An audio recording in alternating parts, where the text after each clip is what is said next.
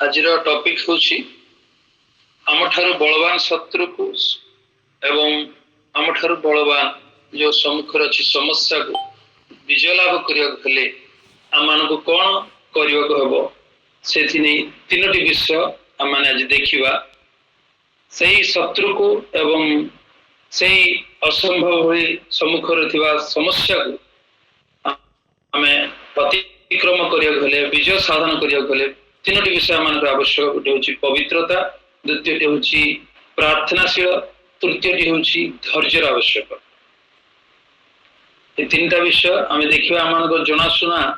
जहाँ पुरातन नियम रे लिखा जाइए आपण मैंने भी समस्ते प्राय जानती जीवा दानियल पुस्तक द्वारा प्रथम अध्याय 5 रु किछि पद मु आपण निकट रखे आउ से माने जेपरी 3 वर्षर शेष रे राजा निकट रे ठिया हेबे एथिपे राजा सेमानक निमंते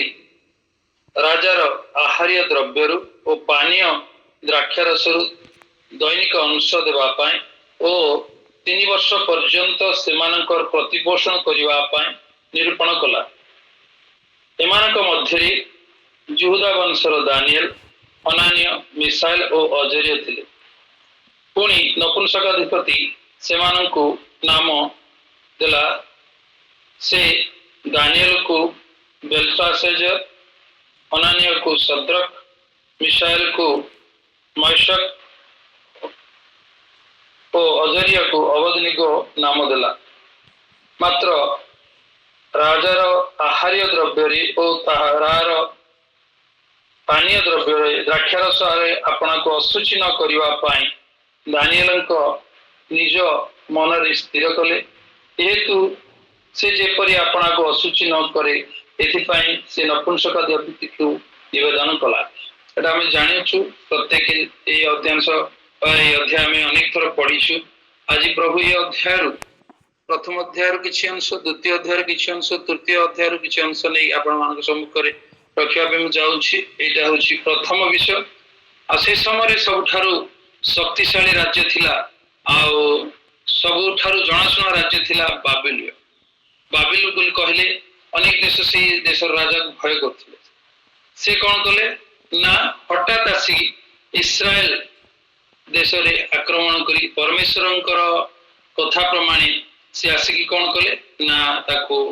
बंदी दशारे करी नहीं गले। सेथिर मध्यरु आमे जानो से कौन साधारण लोक से बंदी करी नहीं नहीं जो माने ज्ञानी, गुणी, सुंदर और राजकीय वंशर पिला मानकु से नहीं तार निज राज्य व्यवहार करिवा पाए से मानकु बंदी करिके नहीं गला। एठा हम देखुछु से माने कोन ना बंदी दशार अछंती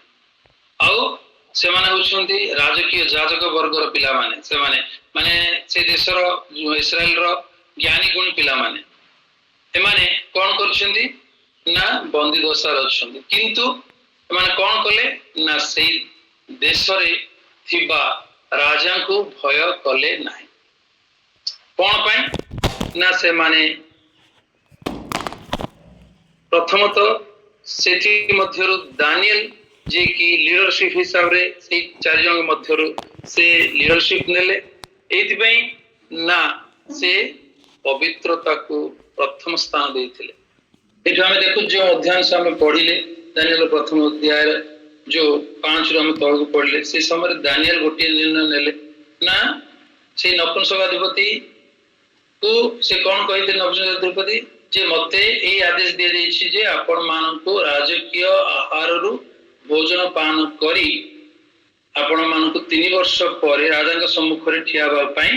हमनको आज्ञा मिली। जदि ए प्रकार जदि मु आज्ञा न मानेबी तेबे मते बहुत दंड मिलिबो। सेथिरे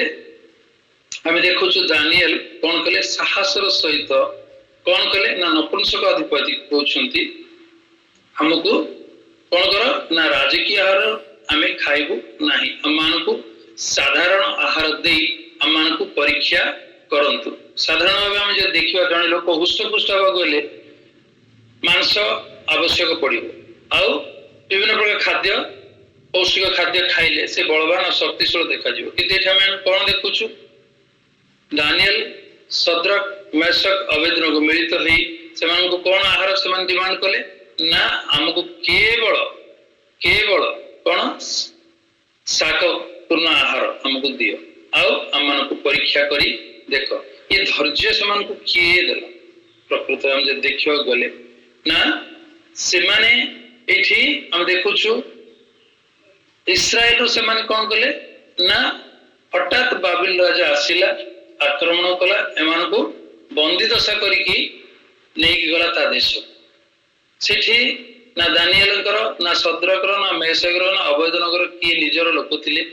ନା ସେମାନଙ୍କ ପିତାମାତା ସେମାନଙ୍କ ପାଖରେ ଥିଲେ ନା ସେମାନଙ୍କର କୌଣସି ବନ୍ଧୁବାନ୍ଧବ ଥିଲେ। ଆଉ ସେମାନଙ୍କର ପରିସ୍ଥିତି କଣ ହେଲା ସେମାନେ ବିଲକୁଲ ଜାଣନ୍ତି ନାହିଁ। ସେମାନେ ଯେମିତି ଚାହିଁଲେ ସେମିତି ଏଇ କଲଦୀୟ ମାନଙ୍କ ଦେଶ ବାବିଲରେ ସେମାନେ ଜୀବନ ଯାପନ କରିପାରିଥାନ୍ତେ। କିନ୍ତୁ ଏଇଠି ଆମେ କଣ ଦେଖୁଛୁ ନା ପୂର୍ବେ ସେମାନେ ଯେ ପ୍ରକାର ପ୍ରଭୁଙ୍କୁ ଭୟ କରୁଥିଲେ ସେଇ ପ୍ରକାର ଏଇ ଦେଶରେ ସେମାନଙ୍କ ସମ୍ମୁଖରେ କେହି ନଥିଲେ ମଧ୍ୟ, ସେମାନଙ୍କର ସୁବିଧା ସୁଯୋଗ ଥିଲେ ମଧ୍ୟ, ସବୁ ପ୍ରକାର ସେମାନଙ୍କ ସମ୍ମୁଖରେ ରାଜକୀୟ ଆହାର ଥିଲେ ମଧ୍ୟ ସେଇ ସମୟରେ ଦାନିଏଲ କଣ କଲେ ନା ମୁଁ ଏଇ ରାଜକୀୟ ଆହାରରୁ ଖାଦ୍ୟ ପାନ କରି ମୁଁ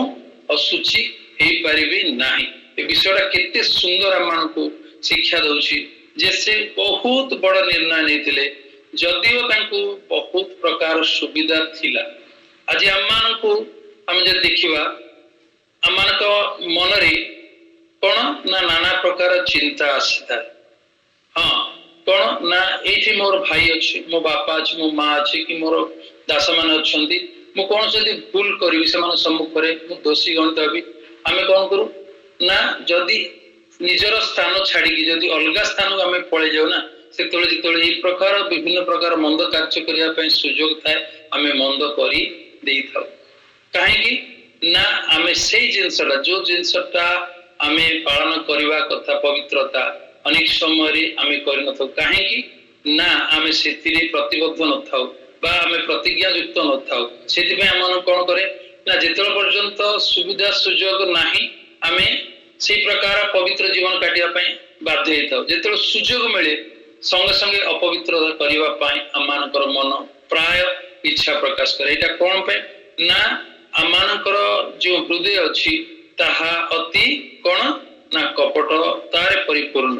ଗୋଟିଏ ଜାଗାରେ ଥିଲେ ଗୋଟେ ପ୍ରକାର ଆମେ ବ୍ୟବହାର ହେଇଥାଉ, ଆଉ ଗୋଟେ ଜାଗାକୁ ଗଲେ ଆମେ ଆଉ ଗୋଟେ ପ୍ରକାର ବ୍ୟବହାର କରିଥାଉ। କିନ୍ତୁ ଏଇଠି ଦାନିଏଲଙ୍କ ବିଷୟ ଆମେ ଦେଖୁଛୁ ସେ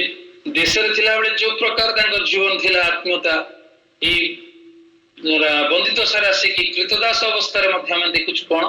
ନା ସେହି ପ୍ରକାରେ ସେ ପବିତ୍ରତାକୁ ପ୍ରାଧାନ୍ୟତା ଦେଲେ। କହିଲେ କୌଣସି ପରିସ୍ଥିତିରେ ମଧ୍ୟ ମୁଁ ଅଶୁଚି ହେଇ ନପାରେ, କାରଣ ତାଙ୍କର ଆତ୍ମୀୟତା ଏତେ ଏତେ ଏତେ ଉତ୍ତମ ଥିଲା ଯାହାକି ତାଙ୍କର ନିଜ ଦେଶରେ ଥିଲାବେଳେ ଯୋଉ ପ୍ରକାର ବର୍ତ୍ତମାନ ବନ୍ଦୀ ଅବସ୍ଥାରେ ଅନ୍ୟ ଦେଶକୁ ଆସିଲେ କୃତଦାସ ହେଇକି ରହିଲେ ମଧ୍ୟ ଆଉ ସେ କଣ କଲେ ନା ମୁଁ ପବିତ୍ର ଜୀବନ ହିଁ କାଟିବି। ମାନେ ତାଙ୍କର ଗୋଟିଏ ସ୍ଥିରତା ଯୁକ୍ତ ଆତ୍ମୀୟତା ଏଠି ସେ ପ୍ରକାଶ କରୁଛନ୍ତି। ପ୍ରିୟ ଦାସ ଦାସୀ ଭାଇ ଭଉଣୀ ମାନେ ଆମମାନେ ମଧ୍ୟ ଏଇ ପ୍ରକାର ଜୀବନ ଯାପନ କଲି ସେହି ଯେତେ ବଡ ଶତ୍ରୁ ହଉ ଆମ ସମ୍ମୁଖରେ ଥିଲେ ମଧ୍ୟ ଆମେ ତାର ସମ୍ମୁଖୀନ କରିପାରିବା। ଏଠି କଣ ନା ଭୟର ସିଚୁଏସନ ଅଛି, କାଳେ ଆମକୁ ଯଦି ମୁହଁ ଖୋଲିବୁ, ଆମେ ଯେହେତୁ କୀତଦାସ ବନ୍ଦିତ୍ୱ ହେଇକି ଆମେ ଆସିଛୁ, ଯଦି ମୁହଁ ଖୋଲିବୁ ତେବେ ଆମମାନଙ୍କୁ କଣ ନା ଭୟଙ୍କର ଦଣ୍ଡ ମିଳିବାର ସୁଯୋଗ ଅଛି। କିନ୍ତୁ ସେ ସବୁ ବିଷୟରେ ମଧ୍ୟ ଦାନିଏଲ କଣ କଲେ, କାହିଁକି ଭୟ କଲେ ନାହିଁ ନା ସେ କଣ କଲେ ନା ପରମେଶ୍ୱରଙ୍କ ନିକଟରେ ନିଜକୁ ସମର୍ପଣ କରିଥିଲେ। ଆଉ ସେ କଣ କଲେ, ପ୍ରଭୁ ମୁଁ ତ ସେଇ ଦେଶରେ ଥିଲି କିନ୍ତୁ ଏଇଠିକି ଆସିଲି, ଏଇଠି ମୁଁ ମଧ୍ୟ କେବେ ମଧ୍ୟ କୌଣସି ପରିସ୍ଥିତିରେ ମଧ୍ୟ ମୁଁ ନିଜକୁ ଅଶୁଚି କରିବି ନାହିଁ। ମୁଁ ପବିତ୍ର ଜୀବନ କାଟିବା ପାଇଁ ମତେ ତୁମେ ପ୍ରଭୁ ସାହାଯ୍ୟ କର ବୋଲି କହିକି ସେ ସେଇ ପ୍ରକାର ପ୍ରାର୍ଥନା ତାଙ୍କ ଜୀବନରେ କରିଥିବେ ବୋଲି ମୁଁ ବିଶ୍ୱାସ କରେ। ନହେଲେ ଯେଉଁ ପ୍ରକାର ପରିସ୍ଥିତି ସୁଯୋଗ ଆସିଲା ସେ ସେଇ ପ୍ରକାର ସମ୍ମୁଖୀନ କରିପାରିନଥାନ୍ତେ। ଅନ୍ୟମାନେ ଆସିଲେ ସେମାନେ କଣ କଲେ ନା ସେ ରାଜକୀୟ ଆହାର ଦ୍ରବ୍ୟରୁ ସବୁ ପାନ କଲେ, ଆଉ ରାଜାଙ୍କ ସମ୍ମୁଖକୁ ଗଲାବେଳେ ସେମାନଙ୍କର ମୁଖ ଅପେକ୍ଷା ଦାନିଏଲ ସଦ୍ରକ ମେଷକଙ୍କର ମୁଖ ବହୁତ ତେଜିଆନ ଥିଲା। ଏଟା କିଭଳି ଭାବେ ସମ୍ଭବ? ସେମାନେ ମାଂସ ଆଉ ବିଭିନ୍ନ ପ୍ରକାର ପୌଷ୍ଟିକ ଆହାର ରାଜକୀୟ ଆହାରରୁ ସେମାନେ ଖାଇଥିଲେ, କିନ୍ତୁ ଇଏ କଣ ଖାଇଲେ ନା ସାଧାରଣ ସାକାରଣ ଖାଇଲେ। साकार न खाइले मध्य तांकर मुख कौन हला ना राजा सम्मुख जो निगला एमान अपेक्षा जो माने राजकीय आहार भोजन करथिले सेमान अपेक्षा आउ दानियल सद्रक मेशकंकर मुख कौन थिला तेजियान थिला या किभଳି भाबे संभव प्रिय भाई भौणी माने कारण यह परमेश्वर आड़ू हैला आउ यह किभଳି संभव हैला ना सेमाने विशेष करी दानियल जो नेतृत्व नेथिले जे कौन सी परिस्थिति रे मु मध्य असुचि भी नहीं कि अपवित्रता करिवि नहीं कि अपवित्र जीवन मु काटिबि नहीं जे परमेश्वर निकट रे सेतिले और जे परमेश्वर से जानिथिले से परमेश्वर तांको सेही प्रकार शक्ति देले आउ से कौन सी विषय एठी हम देखु कौन से अन्य विषय प्रति से आसक्त नथिले केवल से कौन कहले ना मुसुचि असुचि ही परिबि नहीं राजकीय खाद्य द्रव्य खाई ए प्रकार हम देखु आज आम मानकर पिला माने हो कि आम माने हो आम मानक मन रे जो प्रकार चिंता अच्छी से प्रकार आम अनेक समय करी न थाउ कारण कौन ना सुजोग आमको मिले ना जदि आम मानक सुजोग मिल आम से प्रकार कार्य करने सदा सर्वदा प्रस्तुत हो जाता उदाहरण स्वरूप गोटे आम मान जाचु ना मु चोरी करी ना मनकर आम मैंने चलिकी आम जाऊँ बाटरे गोटे पर्स पड़ी आउ से पूरा संपूर्ण फुल टंका अच्छी से आम मान मनर चिंताधारा कौन आसूसी आम मैंने से चिंता करवा दरकार कौन ना आम कौन कहूँ ना चोरी करू ना जदि से प्रकार जिनस मिलला बेले आम कौन प्रकार पदक्षेप नौ मन में कौ प्रकार चिंता आसूसी ताहा ही से समय आम मान प्रकृत जीवन कौन प्रकाश करे जड़े पुओ अच्छी से कौन ना मु कौन झील मु प्रेम करी ना किंतु कौन से गोटे सुंदर झील जदि से पुओ पाखु सम्मुख आसो आई लव यू बेटा बोली कहले से समय तार प्रतिक्रिया कौन अच्छी से कौन करुचे से जिनसा ही तार प्रकृत आत्मीयता को प्रकृत जीवन को सूचाए ये प्रकार भावे आम मान कौन हुए ना जहाँ लिखा जाए प्रथम जोहन तार 3 अध्याय किसी अंश पढ़ी आप देखाए से सुंदर भावे लिखाई से अंश पढ़ा आप जानी तथापि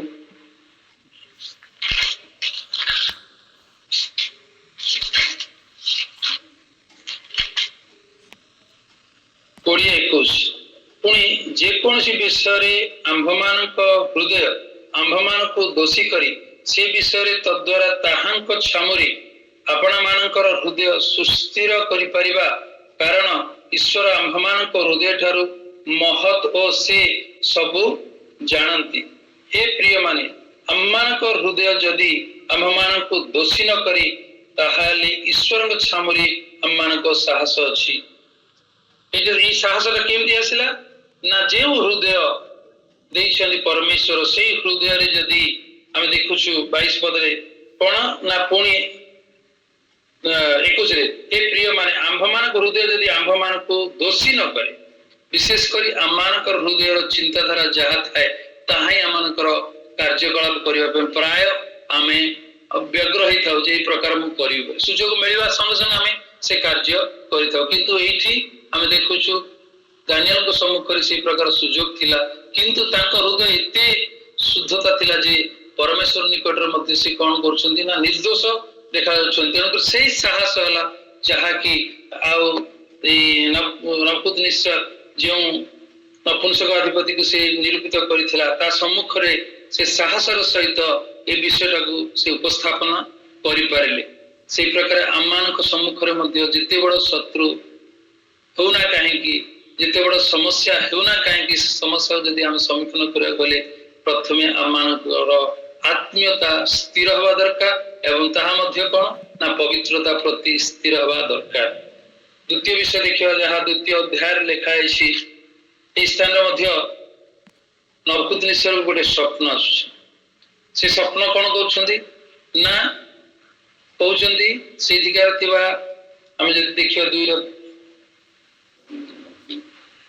दुई पद तहु राजा को ताहार स्वप्न जनवा निमंते राजा मंत्रवेता गणक मायावी और कलजी मान को डाकिया आज्ञा देला एथिरे से माने आसी ताहार सम्मुख ठिया हेले पुणी राजा से कहला मु गोटे स्वप्न देखी आ से स्वप्न बुझिबा मोहर आत्मा उद्विग्न होउछि तहिरे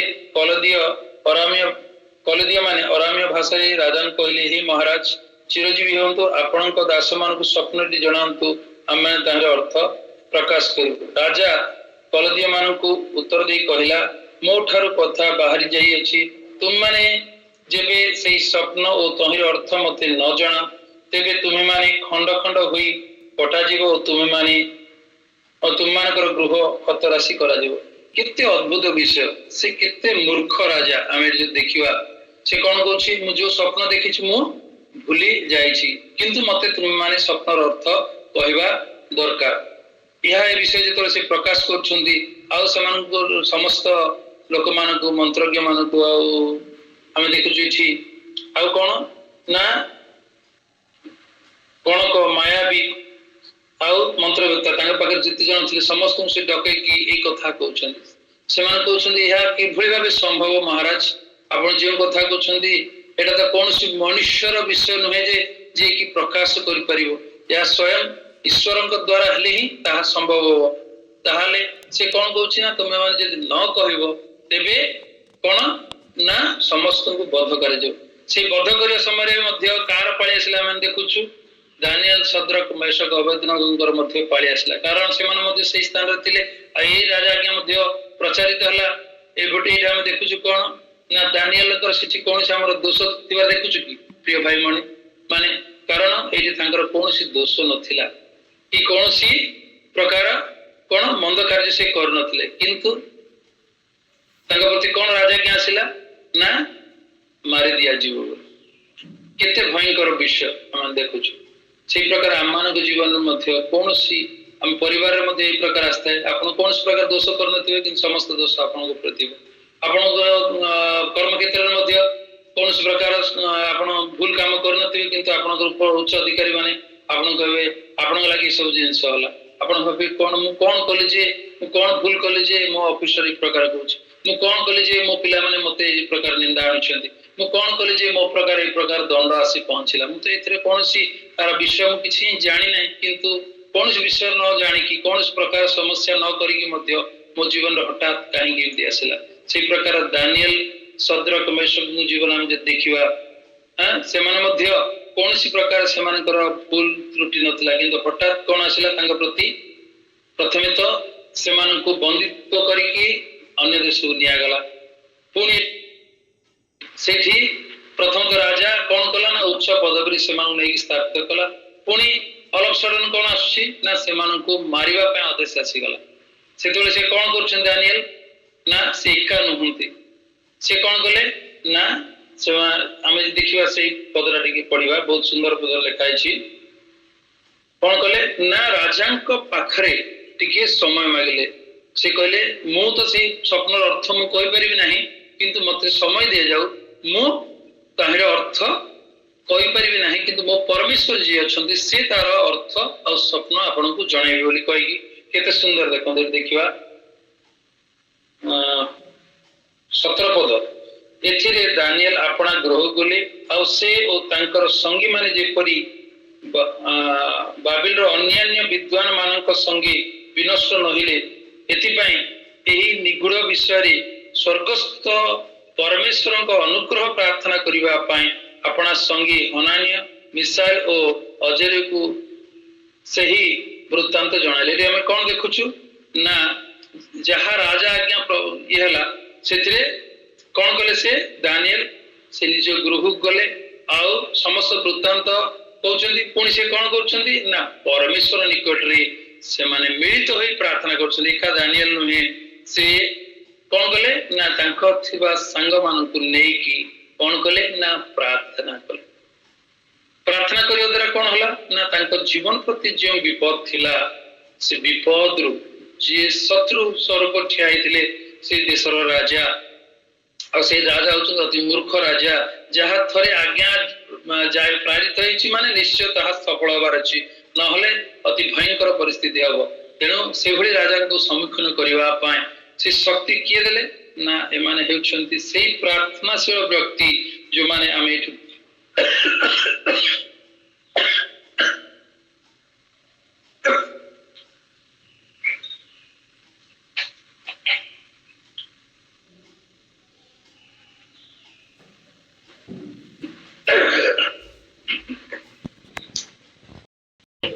ସେମାନେ କଣ କଲେ ନା ମିଳିତ ହୋଇ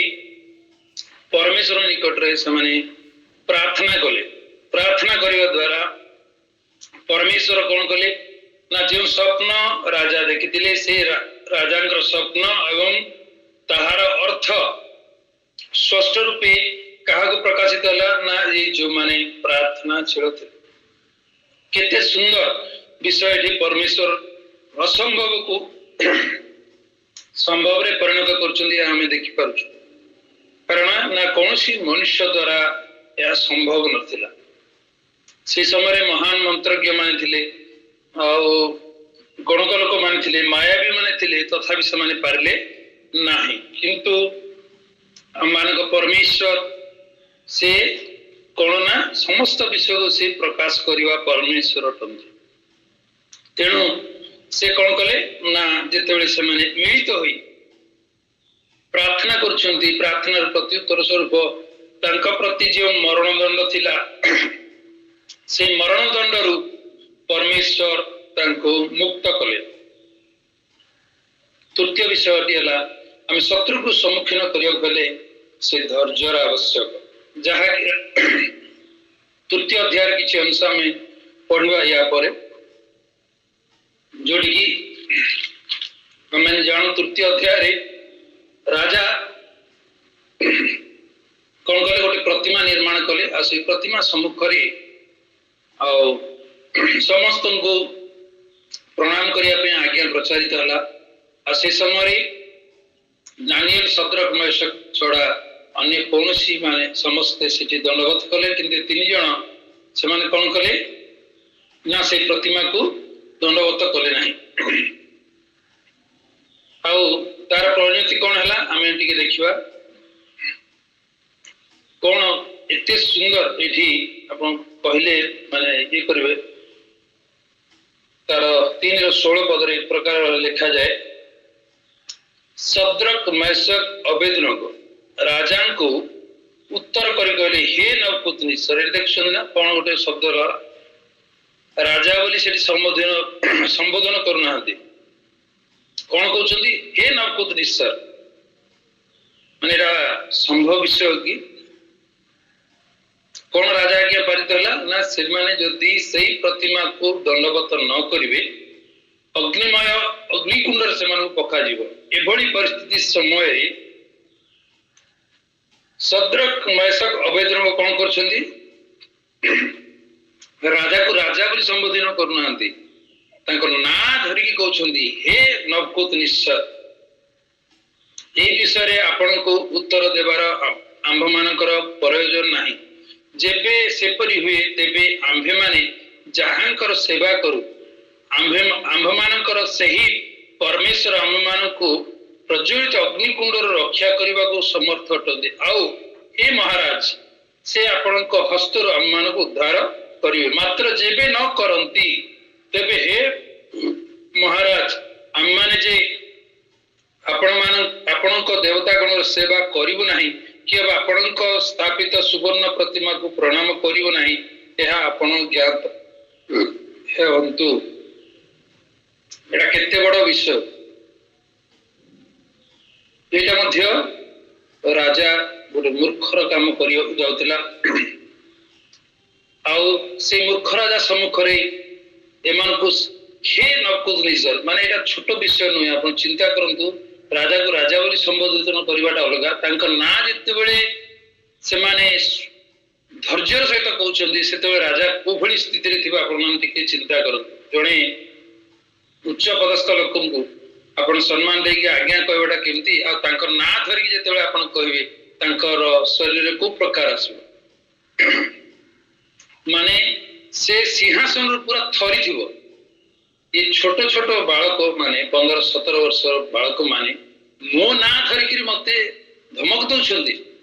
हाँ कौन ना मो कथा को मानुना कहते जदि भी आम ए अग्निकुंड पड़ू जदि आम परमेश्वर जदि रक्षा करेंगे ना आम रक्षा न पारे विरस्त आम प्रणाम करूँ ना मैंने से परिस्थिति कौन हो सिंहासन थरी उठी पूरा एत जो थरी उठी ना आज पर्यंत से प्रकार किए संबोधन कर ना धरिकी किंतु ये माने जेतेबेले साहसर सहित कहउछन ए साहस कोठ आसला धैर्य कोठ आसला ना से राजा जानिथिला ए माने होउछन से ही प्रार्थनाशील व्यक्ति माने जो माने को मु जहा करे मध्य जो प्रकार से मानको प्रति दंड विधान कले मध्य से माने डरू नाहांती कहीं ना जेतेबेले से मानको अग्निकुंड रे पका गला जो माने पकौथिले अग्निकुंड से माने विनष्ट होई गले आउ ए माने कोन करथिले ना से अग्नि भितरी से माने कोन करथिले ना इवनिंग वॉक करथ कोन करथिले इवनिंग वॉक करथ देखि कि सेतले राजा मनरे एपटे तो आदेश देछि कि सेपटे से जानिछि जे माने होछंती प्रार्थनाशील व्यक्ति माने कहि कि से कला भला भाबरे से आसिक दृष्टिपात करछि जे सेमानक सहित आउ जणे की अछंती से होछंती स्वर्गर दूत स्वयं परमेश्वर तांक सहित गमन कले तेणु से कोन कले से भयंकर अग्निरु से माननको कोन कले ना सुरक्षा देले हम भी जानि स्टोरी उडा को तांकर शरीर से अग्निर दुर्गंध सुधा मध्य से मानक ठारे नथिला या किभଳି भाबे संभव होला प्रिय भाई बहन माने मोर दास दासी माने केवल जहा कि से धैर्य ए धैर्य कोठी आसिला ना प्रथम तो से माने पवित्रता को प्राधान्यता देथिले आ से मानक आत्मीयता थिला स्थिर आत्मीयता आ द्वितीय तो से माने थिले प्रार्थनाशील व्यक्ति माने कोनोसी परिस्थिति आसिले मध्य से माने कोन करथिले ना सीधा परमेश्वर को सम्मुख रे एका नहे मिलित होई जे चार जण समान थिले मिलित होई प्रतिटी विषय ने से माने प्रार्थना पूर्वक आउ से माने पहुंचुथिले आउ सेही प्रार्थना आउ सेही पवित्रता से मानको एई तृतीय अध्याय हम देखुछु सेही धैर्य से मानको देला जहा कि से समय अति भयंकर राजा सम्मुख रे ताकर ना डाकी कि ताको कोन करिया पड़ला सम्मुखन करिया पड़ला से समय मध्ये से माने डरिले नाही ए प्रकार प्रिय भाई बहन माने आमानकर शत्रु आमठर जिते बड़ होना कहीं आमानक समस्या आम सम्मुख जिते बड़ होना कहीं से समस्या को से शत्रु को जदि आम सम्मुखीन करने को इच्छा करुछु ताहले प्रथमतः आम पवित्रता को आउ प्रार्थना को प्राधान्य देबा आउ ऑटोमेटिक से धैर्य आमानक आसीबो केवल आमानकर जेतेबेले स्थिर आत्मीयता आमठार थाए तेबे ए समस्त विषय आमान जीवन रहिबो तेबे आमे आसुवा प्रत्येक परिस्थिति को प्रत्येक शत्रु को सहज रे आमे सम्मुखीन करि परिबा ए छोट वाक्यांश रे प्रभु आपण मते आशीर्वाद करंतु आमेन।